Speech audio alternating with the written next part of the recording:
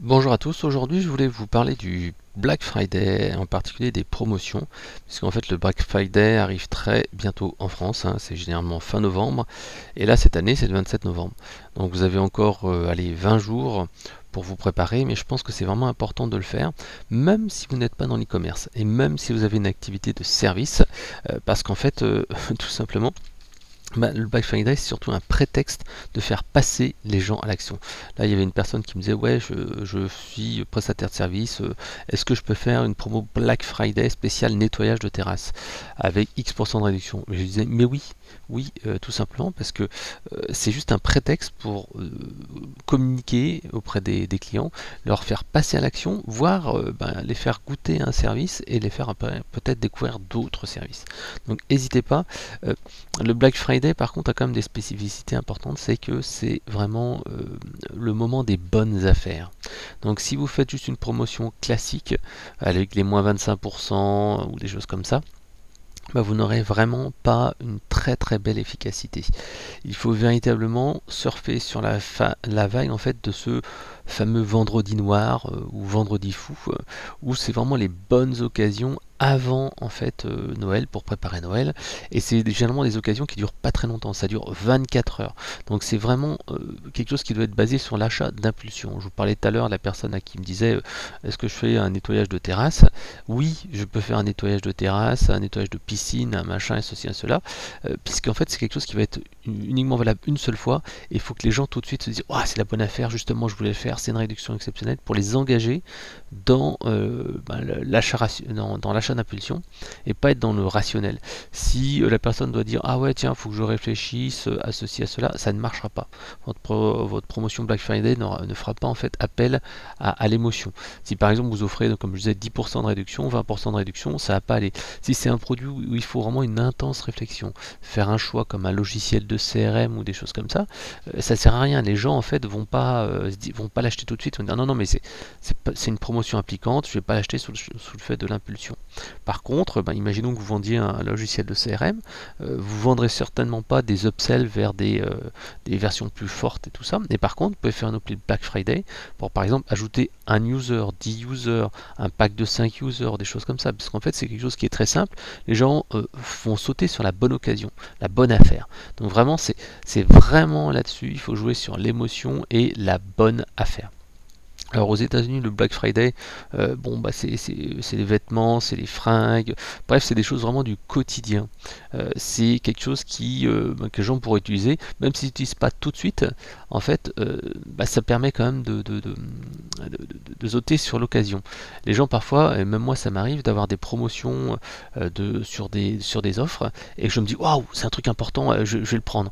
Même si je la regarde pas, même si je n'y pense pas, et je l'achète quand même. Voilà. Alors je vais vous donner autrement quelques petits conseils très simples. Alors il y en a 6 conseils pour réussir votre promotion Black Friday, en particulier si vous êtes dans le domaine du B2B, etc. Donc faites une réduction très agressive, jouez sur le sentiment d'urgence, pensez multicanaux, optimisez votre tunnel de vente, musez sur le relationnel effet waouh pour avoir une seconde commande rapidement. Et le 6e point, c'est ne négligez pas vos clients, ne les oubliez pas. Voilà. Donc la première chose, le Black Friday, je vais pas y revenir, c'est vraiment le moment de faire de l'émotion. Voilà. Alors la première chose, la réduction. Vraiment. C'est minimum 30%, voire si possible plus 30, 40, 50%. C'est vraiment important de définir en amont quel produit vous allez vendre et quelle promotion spéciale vous allez faire. Vous pouvez utiliser par exemple le Black Friday pour liquider un vieux stock avant d'avoir un nouveau produit. C'est aussi la possibilité d'ajouter plusieurs produits dans votre gamme, certains que vous ne vendez pas très bien, d'autres que vous créez sur mesure pour ça, pour tout simplement faire cet aspect bonne affaire. Moi, ça m'est déjà arrivé d'aller acheter des produits externes, de les rajouter exprès à mes produits pour tout simplement faire un effet bonus. Et là, en fait, les gens se disent waouh, c'est un truc qui est inconnu, c'est un truc nouveau, c'est un pack spécial. Donc, ça peut être aussi de rajouter du service, des garanties, du coaching, de la formation, etc., etc., ou pour faire un méga pack. Donc faites un inventaire de tout ce que vous avez chez vous, produits et services, et qu'est-ce qui pourrait faire une offre exceptionnelle. Alors attention, l'offre exceptionnelle, ça ne doit pas être un truc fourre-tout. Ça ne doit pas être un truc où vous allez mettre des trucs un peu vieillots, des trucs invendus, des trucs pas terribles. Il faut que, ça attire et ça concerne 80% de vos clients. Si vous proposez une offre qui contient des produits dont la moitié les gens n'ont rien à faire, bah, ça va pas marcher parce que les gens vont se dire non mais certes il y a une grosse promo mais ça j'en veux pas, j'en veux pas, j'en veux pas. Voilà. Deuxième chose, attention à ne pas tout vendre en solde.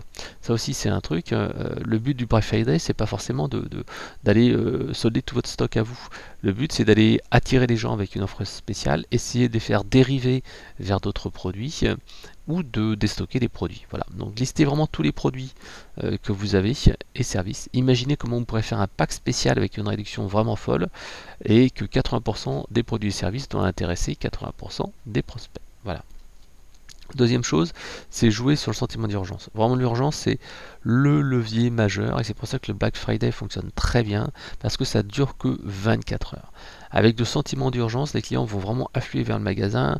Vous avez déjà vu toutes ces images de promo Nutella là, où tous les gens se jettent dessus et en prennent 6 pots rien que pour ça. Voilà, donc c'est la même chose. Donc comment on va le faire? Donc bien entendu, il y a une durée limitée, les 24 heures. On propose une quantité limitée, par exemple 100 produits, 100 codes promo, etc. On offre aussi des réductions plus fortes pendant une durée limitée. Par exemple, vous faites un live. Vous dites voilà, manquez pas le 26 novembre à 8h00 pétante sur ma page Facebook. Je vais tout de suite donner le code promo avec 90% de réduction. Et pour ceux qui viendront à midi, ça sera 80%. Pour les autres, ça sera 60%, etc., etc. Voilà. Donc imaginez vraiment un moyen d'ajouter une notion d'urgence en plus de votre promo 24 heures Black Friday. Donc comme je disais, quantité limitée, un compte à rebours, des choses comme ça. Et donc dites-le bien dans vos emails, communication, page de vente. Troisième point, pensez au multicanal. Le ROI du Black Friday, c'est vrai que c'est important et c'est souvent en fait grâce aux emails, mais vous devez massifier votre communication. Et en particulier via les différents réseaux sociaux, etc. Comme par exemple Instagram, Facebook, LinkedIn, Snapchat, Pinterest, YouTube, TikTok, WhatsApp et tout ça. Et tout simplement, vous devez avertir, créer du contenu, mais pas que. Si vous faites uniquement des publications, qu'est-ce qui va se passer? Il n'y a qu'une infime minorité des gens qui vont le voir. Donc ce que vous devez faire, c'est déjà exploiter les outils gratuits qui sont disponibles sur ces réseaux pour avoir de la visibilité. Par exemple, c'est changer votre couverture de page sur Facebook, changer votre profil personnel, changer le nom de la page en nommant par exemple promo Black Friday, etc. etc. Après, vous avez même des outils de growth hacking, comme par exemple LinkedIn Helper ou Prospecting sur LinkedIn, qui vous permettent d'avoir des infos, Phantom Buster et Jarvee qui permettent de faire des envois de messages, etc. etc. Donc vous avez vraiment ces petits outils de growth hacking qui sont vraiment très simples. Si ça vous intéresse de les utiliser, n'oubliez pas, vous avez ma formation Growth Hacking 2020 dispo sur mon site et là en fait vous pourrez voir comment les utiliser. Voilà. Deuxième chose, essayez également d'utiliser au maximum vos bases de données. Par exemple, dans vos bases d'emailing, c'est ce qui est le plus efficace pour envoyer une promo Black Friday. Il ne faut pas oublier non plus de retargeter les inactifs de votre base email sur Facebook Ads ou Google Ads.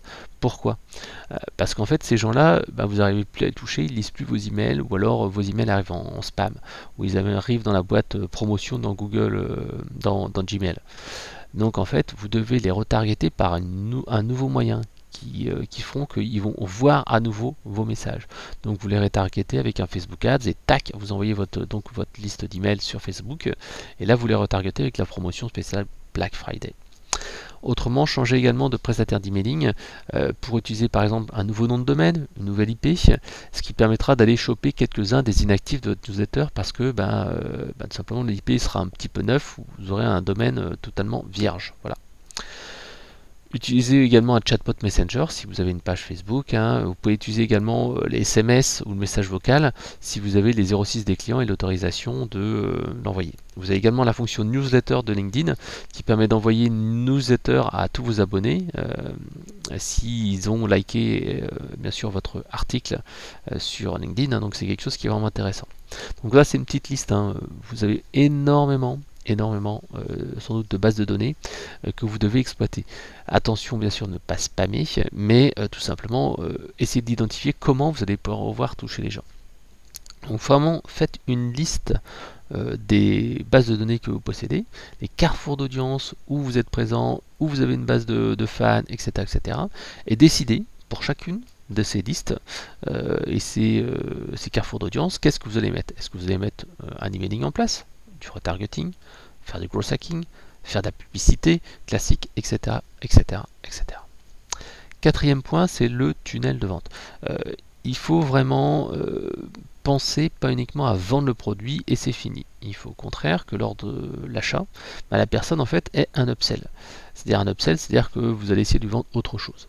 Donc dans un tunnel de vente un peu classique, vous avez tout simplement la proposition de produits complémentaires. Vous voyez sur Amazon, quand vous achetez un produit, tout en dessous, vous avez les gens qui ont acheté ça ont aussi acheté ça. Et parfois, vous allez pouvoir comme ça en vendre quelques-uns en plus parce que les gens se disent ah ouais, c'est vrai que c'est pas mal, ça irait avec. Vous avez l'offre bump.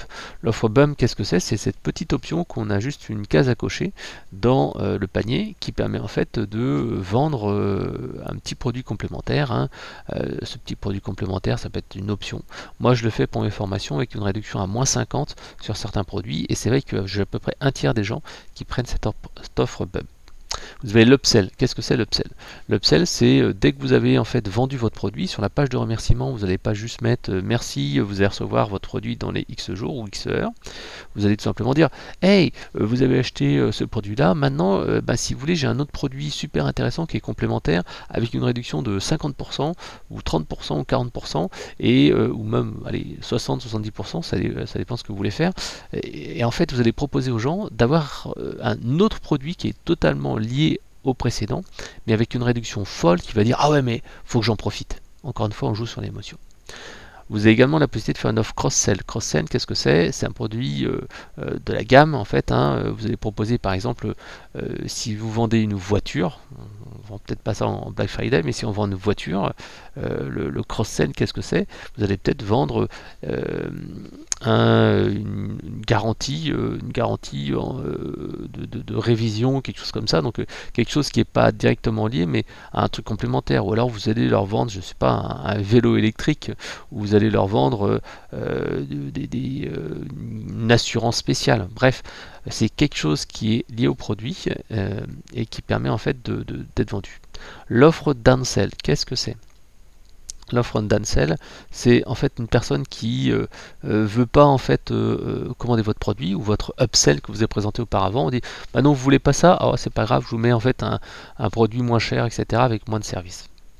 Ou tout simplement les gens qui ont abandonné le panier, ils n'ont pas commandé, donc vous allez leur proposer un truc moins cher. Vous avez également les emails automatiques. Une fois que les gens sont inscrits pour acheter votre produit, vous leur envoyez vos produits. Vous avez aussi l'accessoire. L'accessoire, c'est un petit peu comme le cross-sell, c'est-à-dire que les gens ont acheté votre fameuse voiture. Vous allez leur vendre, je sais pas, un autoradio. Vous allez leur vendre je sais pas, de la lumière bleue qui se met sous la voiture. Enfin bref, vous voyez un petit peu. Vous avez après le retargeting des non-acheteurs de vos offres, hein, ça aussi c'est un classique. Et vous allez tout simplement rajouter tout ce qui est aide à l'achat lors du passage de commande avec le click-to-call, le chat pour améliorer vos conversions. Voilà. Cinquième point, tout simplement, miser sur le relationnel et l'effet waouh pour avoir la commande, la deuxième commande rapidement. En fait, c'est comme je disais, c'est vraiment simple de faire une vente Black Friday. Vous avez juste à casser les prix et à faire l'offre sur vos clients, et en particulier vos meilleurs clients. Le problème en fait, c'est que en faisant ça, vous n'allez pas forcément gagner de l'argent et surtout fidéliser. Les gens en fait qui sont attirés par les promos sont des chasseurs de promos, ils achètent le produit et après vous ne le revoyez plus du tout. Donc il faut véritablement avoir une stratégie pour le second achat et essayer de rentabiliser tout ce qui vous coûte d'acquisition. Pour cela en fait, il y a plusieurs moyens. Un classique, c'est le code promo, hein, le code promo qui est offert dans l'email, dans le carton, hein, si vous envoyez des produits physiques, un email qui est envoyé tout de suite après ou voire 2-3 jours après pour en fait inciter les personnes à commander autre chose avec une promo spéciale, hein, comme j'ai des accessoires, des machins et tout ça, mais également essayer de jouer sur l'effet waouh. L'effet waouh, qu'est-ce que c'est? C'est quelque chose qui va faire qu'un client va se transformer en fan, c'est-à-dire qu'il va être surpris. Vous allez par exemple lui vendre je sais pas, n'importe quoi, un autoradio pour votre voiture. Une personne, elle reçoit l'autoradio, et tout d'un coup dans la boîte, qu'est-ce qu'elle voit? Elle voit un petit mot en disant merci Frédéric, comme vous êtes notre 100e client, on vous offre en plus de l'autoradio cette clé USB ou ce truc Bluetooth, hein, ou je sais pas, un truc qui permet de synchroniser avec l'iPhone, enfin j'en sais rien, un truc cadeau, voilà, ça vaut 50 euros. Normalement on le fait payer, mais comme vous êtes un client qui a pris un truc machin truc, pour vous on fera ça. Donc c'est vraiment un effet qui est une surprise, c'est quelque chose qui est vraiment émotionnel, qui est lié et qui est dédié à la personne. Par exemple, moi en fait, lorsque je suis allé acheter des fleurs, par exemple chez Monceau Fleurs, là, qui est un magasin de fleurs à Paris, la vendeuse a été très gentille. Moi, j'étais en train de faire la queue avec ma fille de 2 ans. Et en fait, qu'est-ce qui se passe? La vendeuse a dit: ah tiens, voici une petite fleur pour toi. Et c'est vrai que c'était spontané. Moi, je ne m'attendais pas à ce qu'elle donne une petite fleur à ma fille, alors que je venais d'acheter un bouquet à 10 euros. Et donc, qu'est-ce qui s'est passé? Ma fille était super gentille, enfin super contente, a été ravie. Elle a gardé la main pendant tout le trajet, dans la main en fait, la fleur pendant tout le trajet. Elle a dit: c'est ma fleur. Elle a donné à ma femme et tout ça la fleur. Et c'est vrai que ça crée une émotion, alors que c'est un tout petit geste anonyme. J'étais pas parti pour acheter une fleur pour ma femme, c'était vraiment de l'émotion. Enfin, c'était quelque chose qui a créé de l'émotion, c'était tout bête, quoi. Donc, pour créer de l'émotion, il faut vraiment essayer de travailler sur cet effet waouh, c'est-à-dire qu'il faut apporter plus que la personne s'attend. En fait, l'effet waouh, c'est quoi? C'est la perception moins les attentes fois l'émotion. La perception, c'est qu'est-ce que j'ai reçu au final. Les attentes, c'est à quoi je m'attendais au départ, et l'émotion, c'est la surprise. Donc là, dans mon cas de figure, la perception, qu'est-ce qui s'est passé? Ma perception, c'était ah waouh, j'ai eu plus que je m'attendais. Mon attente était relativement faible, hein, je voulais acheter un petit bouquet de fleurs et c'est tout. Et l'émotion, c'était intéressant parce que ça a donné quelque chose à ma fille et pas à moi en fait. Et c'était quelque chose de totalement inattendu. On était dans la file d'attente, etc. Donc, si par exemple elle avait offert la fleur à moi-même, ça n'aurait pas eu du tout le même effet. La fille m'aurait dit: tenez monsieur, une fleur pour votre femme, oui, ou une fleur pour votre fille. Là, elle l'a donné directement à ma fille dans la main, et c'est là qu'il y a eu de l'émotion. Voilà. Donc à vous de définir comment vous pouvez créer cet effet émotionnel. Par exemple, une carte manuscrite, comme je disais, ou alors quelque chose qui se fait beaucoup dans l'e-commerce, c'est déposer un message vocal automatique sur le répondeur des clients pour les remercier de leur commande, leur rappeler le numéro du support et bien entendu les inciter à donner un avis. Et généralement ça permet d'accélérer de manière vraiment significative la deuxième commande en e-commerce. Moi de mon côté, par exemple, pour mon livre Le Gros Hacking, j'ajoute les gens qui m'achètent la version dédicacée avec la formation vidéo, je leur envoie bien sûr un bouquin dédicacé, mais je leur envoie un petit marque-page où je colle quelques petits stickers et je mets un petit mot manuscrit avec quelques petites citations ou des petits trucs bon, c'est pas contextuel par rapport au client, mais c'est un petit truc en plus. Voilà. Donc de manière simple, ce que vous devez faire, c'est imaginer comment vous allez pouvoir ajouter un petit effet waouh, de manière simple, rapide, mais en même temps essayer de créer de l'émotion. Donc ça peut être un petit goodie, un gadget, quelque chose qui va vraiment produire de la surprise. Voilà. 6e point et dernier point, ne négligez pas vos clients fidèles. Ça, c'est quelque chose que je vois trop souvent. Les gens, en fait, ils envoient une super promo Black Friday, et puis les gens qui ont acheté le produit avant au prix plein, ils se retrouvent un peu énervés, en disant waouh, j'ai payé le produit à prix plein, voilà, c'est pas normal, machin, je me suis fait avoir, il ne m'aura plus jamais, je suis plus son client. Donc en fait, c'est vraiment important de penser à vos clients de plusieurs manières. La première, c'est de faire une offre Black Friday, par exemple, qui est plus chère que le produit unitaire. C'est ce que je fais moi. Quand je fais une offre Black Friday, le pack Black Friday, il est plus cher qu'un seul produit. Donc les gens qui ont déjà acheté un produit n'ont pas l'impression de se faire avoir parce que tout simplement, ils en ont eu pour leur argent, et puis en achetant le produit Black Friday, en fait, ils payent plus cher que d'habitude. Donc il faut rajouter plus de produits. L'autre chose, c'est prévoir une compensation. Par exemple, un client qui a acheté le produit quelques jours, quelques semaines avant le Black Friday, et en fait, vous leur faites une remise spéciale, vous leur offrez quelque chose en plus. Ou alors, vous sortez un produit Black Friday qui est différent. C'est-à-dire qu'au lieu d'avoir le produit qui fait A, B, C, D, vous supprimez quelques fonctions et en fait, vous dites oui, mais c'est pas exactement le même. C'est le produit Black Friday, mais pas le même. Par exemple, en fait, il y a en fait des gens qui font beaucoup de discount de produits spéciaux sur internet et moi j'achète comme ça régulièrement des produits comme ça SaaS ou Cloud en promotion, et on se rend compte que souvent ces offres là c'est pas les vraies offres. C'est à dire que par rapport à l'offre sur internet, il y a une petite limite qui est, par exemple, vous êtes limité à X contacts, ou c'est valable à vie certes, mais uniquement pour tel canal, etc., etc. Donc ce sont vraiment des offres spéciales, et c'est vrai que dans la distribution de vêtements ou des choses comme ça, classiquement, vous voyez bien que les fringues qui sont en solde, c'est pas exactement les mêmes souvent. Elles ont été faites spécifiquement pour les soldes. Voilà. Donc à vous d'imaginer vraiment vos soldes Black Friday et comment fidéliser vos clients. Voilà, j'espère que c'est OK pour vous, que vous avez pris des bonnes idées.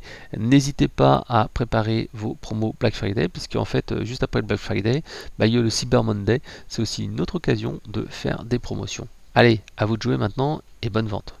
Ah, un petit truc. Si jamais ça vous intéresse, j'ai aussi mon pack promo Black Friday qui sera disponible aussi.